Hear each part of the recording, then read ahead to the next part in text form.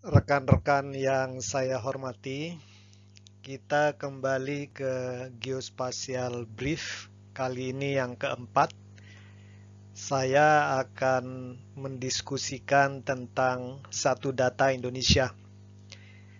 Mungkin kita perlu mulai dari pidato kenegaraan Bapak Presiden ya, di depan sidang bersama DPD dan DPR pada 16 Agustus 2019. Beliau mengeluarkan statement yang singkat tapi menurut hemat saya sangat penting ya untuk menjadi pertimbangan kita semua. Beliau mengatakan data adalah jenis kekayaan baru bangsa kita dan kini data lebih berharga dari minyak ya. Saya pikir Pak Presiden ini tepat sekali ya. Di zaman sekarang ini memang siapa yang menguasai data dan informasi selanjutnya, dia akan menguasai arena, menguasai gelanggang ya. Karena orang yang punya data secara lengkap, baik, akurat, dia bisa merencanakan lebih baik, bisa melihat ke depan lebih jauh ya, dan juga pada saat yang bersamaan bisa melakukan banyak hal ya. Jadi Bapak Presiden saya pikir betul sekali dalam hal ini. Dan dalam konteks data dan informasi geospasial pun saya pikir ya sama ya. Data dan informasi geospasial ini menjadi sangat penting saat ini. Seperti kita lihat di geospatial brief sebelumnya, bahwa peran data dan informasi geospasial di berbagai sektor pembangunan itu sudah suatu keniscayaan saat ini ya. Tanpa data dan informasi geospasial, proses perencanaan, pelaksanaan, dan pengendalian pembangunan akan kurang efektif dan efisien. Tapi seperti sudah saya sampaikan juga bahwa data dan informasi geospasial ini tidak berdiri sendiri ya. Dia harus digabungkan dengan data-data yang non-spasial ya. Baik data-data non-spasial yang terkait masalah-masalah sosial, ekonomi, lingkungan, dan lain-lainnya ya. Jadi begitu Bapak Presiden mengatakan data, ini maksudnya adalah tentunya seluruh data ya yang ada, yang diperlukan, dan juga yang saat ini semakin strategis ya. Tidak hanya data dan informasi geospasial tentunya ya, tapi juga data dan informasi yang non-spasial. Nah, Presiden tidak hanya mengeluarkan statement, tetapi juga beliau mengeluarkan peraturan Presiden nomor 39 tahun 2019 ya. Mungkin nanti Bapak-bapak, ibu-ibu, adik-adik bisa googling ya. Saya pikir naskahnya ini ada. Jadi intinya pemerintah dengan Perpres ini ingin menyatukan data-data di lingkungan pemerintahan ya, menjadi satu data yang mengacu ke standar yang baku, yang satu ya. Kemudian juga metadatanya jelas ya. Kemudian juga sistem interoperabilitasnya ya, aksesibilitasnya, berbagi pakainya bagaimana, dan juga kode-kode referensinya itu standar satu ya, jelas. Memang di dalam Perpres 39 2019 ini yang diutamakan itu adalah data-data statistik, geospasial, data keuangan negara, dan disebutkan data-data lainnya. Dan program kebijakan satu data ini dikomandani lah ya di level nasional itu oleh Kementerian Perencanaan Pembangunan Nasional Bappenas, dan terakhirnya memang disepakati ada sejumlah data penting yang coba didahulukan ya pengintegrasiannya, yaitu pertama-tama data statistik yang dalam hal ini pembinanya adalah BPS ya. Kemudian data-data geospasial itu BIG, kemudian data-data kependudukan Dukcapil itu Kemendagri, kemudian data keuangan negara tentunya dari Kemenq, dan nanti ada yang sifatnya big data ya, ini yang data-data dari internet dan segala macam. Nah ini yang terkait sosial, ekonomi, lingkungan, tapi yang sifatnya real time ya, big data lah ya, yang beredar sehari-hari. Nah itu pembinanya Bappenas ya. Dan tentunya ada data-data lainnya ya. Ini dari kementerian, lembaga, dan juga pemerintah daerah dan seterusnya ya. Nah, data-data ini diusahakan untuk diintegrasikan dan disinkronkan untuk mendukung berbagai sektor pembangunan ya. Yang pertama tentunya untuk perencanaan dan penganggaran pembangunan ya. Karena kita sudah tahu sebelumnya bahwa pembangunan di Indonesia itu paradigmanya adalah tematik, holistik, integratif, dan spasial. Dan tentunya perencanaan ini dan penganggaran harus based on data dan information ya, agar dia efektif dan efisien. Jadi kebijakan satu data Indonesia ini diharapkan nanti data-data yang sudah terintegrasi, tersinkronisasi itu mendukung perencanaan dan penganggaran pembangunan. Kemudian yang juga yang perlu dukungan dari satu data Indonesia ini adalah untuk realisasi pencapaian 17 goal dari SDGs ya. Karena seperti kita ketahui masing-masing negara memang diminta oleh PBB paling lambat tahun 2030 bisa memetakan dengan baik dan merealisasikan 17 goal dari pembangunan berkelanjutan ini ya, SDGs. Insya Allah nanti kita bicarakan di salah satu geospatial brief lah ya. Dan SDGs ini tentunya perlu dukungan data-data dari kebijakan satu data Indonesia ini ya. Di samping untuk perencanaan penganggaran pembangunan, kemudian realisasi SDGs, juga untuk kebutuhan-kebutuhan yang mendesak ya. Misalnya saat ini ya kita sedang mengalami pandemi COVID-19, misalnya untuk distribusi bansos, ya kita perlu data-data yang akurat. Kemudian juga saat ini sedang berlangsung program vaksinasi ya, COVID-19. Nah ini juga perlu dukungan data yang baik ya. Dan nanti kita lihat kebutuhan-kebutuhan mendesaknya ini ya macam-macam lah ya, tergantung kebutuhan nanti.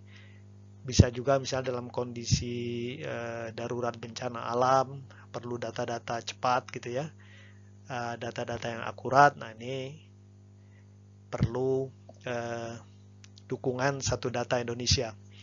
Program ini memang baru mulai ya, jadi memang masih dalam tahap awal, dan sepengetahuan saya memang Kementerian PPN Bappenas ini saat ini berkonsentrasi dalam mengintegrasikan data-data statistik BPS dan data geospasial BIG ya, dan juga data Dukcapil dan big data. Tapi saya pikir sistemnya dulu yang perlu dibangun, kemudian nanti continuous improvement ya. Jadi lesson learn nanti kan berjalan, kemudian kebijakan satu data ini bisa menjadi lebih baik ya. Ada beberapa tantangan saya lihat di dalam realisasi satu data Indonesia. Tentunya ini perspektif saya sebagai akademisi ya. Tentunya nanti untuk realisasinya di lapangan itu tentunya nanti teman-teman di pemerintahan lah ya yang akan melaksanakan. Nah, kalau kita berbicara tentang data, ini biasanya ada 9 karakteristik data yang diinginkan ya secara umum. Pertama, completeness. Jadi kita ingin data itu komplit lah ya. Kalau dalam konteks Indonesia ya kalau bisa dari Sabang sampai Merauke, dari Miangas sampai Pulau Rote ya. Dan kemudian juga dari seluruh provinsi, kabupaten, kota, bahkan kalau kita bisa masuk sampai desa-desa ya, yang desa kelurahan yang sampai 80.000 itu ya. Tantangannya di sana, completeness. Jadi satu data Indonesia ya. Tentunya kita juga ingin data yang akurat ya, karena kita tahu garbage in, garbage out ya. Kalau data yang ada tidak akurat, nanti proses pengambilan keputusan juga akan tidak optimal ya. Jadi akurasi dari data ini penting. Kemudian timeliness. Timeliness ini jadi memang data ini harus yang terkini lah ya, terupdate ya. Jangan sampai nanti data-data misalnya tentang profil kependudukan tidak up to date ya. Nanti repot lah, kita bisa bayangkan ya kalau data-data terkait kependudukan misalnya, kemudian sosial, lingkungan tidak up to date, nanti nggak efektif efisien ya decision making proses dari pembangunan. Kemudian tentunya dia harus reliable, bisa diandalkan. Jadi accuracy dan reliability ini saling terkait lah ya. Tapi intinya data ini harus bisa diandalkan lah. Jadi begitu dimanfaatkan memang menghasilkan output, outcome, impact yang seperti diharapkan. Nah, kemudian juga ada masalah aksesibilitas ya. Ini aksesibilitas ini hal yang harus diatur betul ini ya. Secara umum memang seharusnya data-data yang diperlukan dengan cepat oleh publik itu harus mudah diakses ya. Tapi kita juga harus paham ada data-data yang sifatnya konfidensial ya. Misalnya data-data kesehatan dari penduduk. Nah, itu mungkin sifatnya konfidensial ya. Tidak semua orang mesti tahu.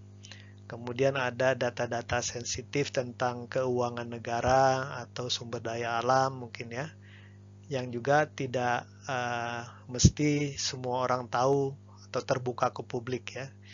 Jadi aksesibilitas ini nanti kita lihat mulai dari yang sifatnya free, open for public, sampai ke yang sifatnya confidential ya, karena dia menyangkut keselamatan negara atau privacy daripada penduduk ya, itu perlu dijaga.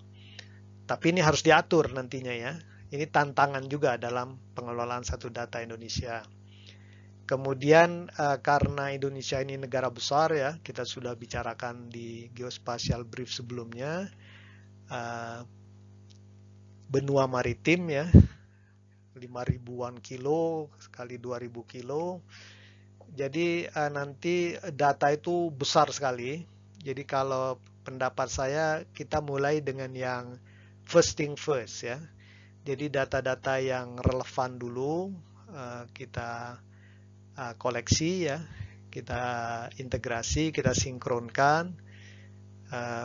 Jadi data-data yang fit for purpose dulu lah ya. Jadi relevansi ini penting ya. Dan nanti bisa by time di-update atau ditambahkan atau di-improve ya. Kemudian uniqueness. Uniqueness ini penting ya. Jadi kalau data itu harus satu, misalnya data tentang katakanlah luas sawah di Indonesia. Itu jangan sampai ada beberapa versi ya. Nanti membingungkan. kemudian katakanlah jumlah penduduk saja ya, profil penduduk, kemudian profil pendidikan, itu harus unik ya. Karena kalau nanti untuk satu entitas kita punya beberapa data yang berbeda, nanti ini membingungkan ya, membingungkan dan akhirnya membuat pengambilan keputusan slower ya, lebih lambat. Jadi karena pengambil keputusan bingung ini yang benar yang mana ya. Meskipun kadang-kadang paling aman ngambil yang misalnya yang apakah yang maksimum, tapi ini tidak efektif, efisien dalam penganggaran ya. Jadi ini juga uniqueness ini perlu. Kemudian validity ya, validity ini penting. Apakah validity dalam konteks cakupan wilayah ya, validity dalam konteks temporal ya. Ini penting ya, validity dari data ini ya. Kemudian juga konsistensi. Konsistensi ini across Indonesia lah ya. Jangan sampai ada satu data yang tidak konsisten dari Sabang sampai Merauke ya. Misalnya di Jawa akurat, kemudian di pulau-pulau lain tidak ada datanya. Nah, ini tidak konsisten nanti ya. Memang ini menarik lah ya, tantangannya besar karena negara kita negara besar ya. Kemudian juga berbeda-beda kondisi sosial, ekonomi, lingkungan di berbagai provinsi, daerah ya. Tapi terus terang ini menarik ya. Jadi tantangan yang menurut hemat saya ini bisa membuat kita lebih maju lah ya dalam pengelolaan data.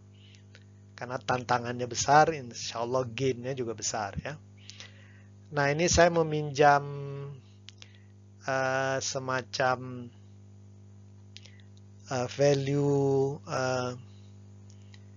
apa ya, skema dari mulai koleksi data, storage, sampai analysis and value creation. Ini dari Geospatial Media ya. Geospatial Media ini convenersnya Sanjay Kumar ya. Ini menyangkut, ini judul reportnya, Geospatial Strategy for New India. Jadi ada 3 step yang menurut saya dalam konteks satu data Indonesia juga perlu diperhatikan ya. Pertama terkait data collection ya. Seperti kita ketahui, kita sudah sebutkan tadi ya, kalau dalam konteks satu data Indonesia, mungkin kalau data-data pemerintahan kan jelas ya, data geospasial ada di BIG, data statistik BPS, data keuangan negara di Kemenq gitu ya, Dukcapil di Kemendagri, kemudian sampai ada di level-level daerah mungkin ada ya, BPS daerah, kemudian dinas-dinas terkait keuangan di daerah juga. Jadi ada data-data yang berada di sektor pemerintahan ya, di kementerian, di lembaga, di pemerintah daerah. Nah ini koleksi datanya mungkin lebih terstruktur, lebih mudah ya, karena memang ada birokrasi di sini. Tapi seperti kita ketahui, yang kita koleksi ini kan bukan hanya data spasial, tapi data-data juga yang sifatnya non-spasial ya. Dan kita tahu banyak data yang ada di sektor non-pemerintah ya. Misalnya di pihak swasta, kemudian industri ya. Seperti Google Indonesia, Microsoft, mungkin dari OpenStreetMap, dan industri-industri yang bergerak di bidang geospasial maupun bidang-bidang lainnya ya. Kemudian juga ada dari pihak-pihak swasta ya. Kemudian juga LSM juga kan mereka banyak yang mengkoleksi data ya. Kemudian masyarakat secara umum juga, apakah masyarakat adat, masyarakat di pedesaan ya. Kemudian juga perorangan juga ada ya yang juga rajin mengumpulkan data gitu ya. Kemudian di lingkungan akademia juga ya, perguruan tinggi, asosiasi profesi. Jadi asosiasi profesi juga banyak juga yang terlibat dalam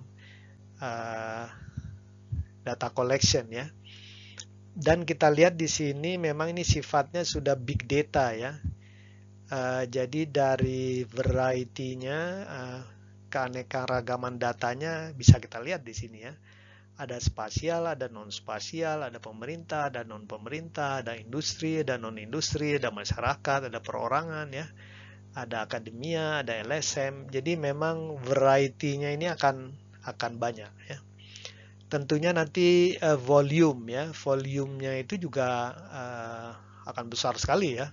Apalagi kalau kita ngomong Indonesia yang begitu besar ya, ini perlu difikirkan lah. Tantangan tersendiri nih, bagaimana mengkoleksi data secara cepat ya. Kemudian juga kita lihat velocity dari data juga. Ada yang misalnya data-data yang di medsos, big data itu mungkin sifatnya bisa kecepatannya cepat sekali ya. Velocity-nya bisa real time itu. Tapi ada data-data juga yang lama dia ya. Misalnya kalau data sensus penduduk mungkin apakah tahunan gitu ya. Kalau data pemetaan mungkin kalau dari BIG mungkin tahunan ya, ikut tahun anggaran. Tapi kalau dari industri pihak swasta bisa lebih cepat ya. Kemudian juga kesahihannya, veracity-nya ya. Veracity ini misalnya ketelitiannya kan macam-macam ini kan. Nah, jadi ini tantangan tersendiri nih. Bagaimana program kebijakan satu data Indonesia ini bisa mengkoleksi data, mengakuisisi data, tapi kalau bisa seotomatik mungkin ya. Ya memang ada yang sifatnya terstruktur pengumpulan data, tapi di zaman sekarang ada Internet of Things ya, Internet of Everything, Internet of Biometry, ya ini perlu dimanfaatkan lah ya, nanti semaksimal mungkin.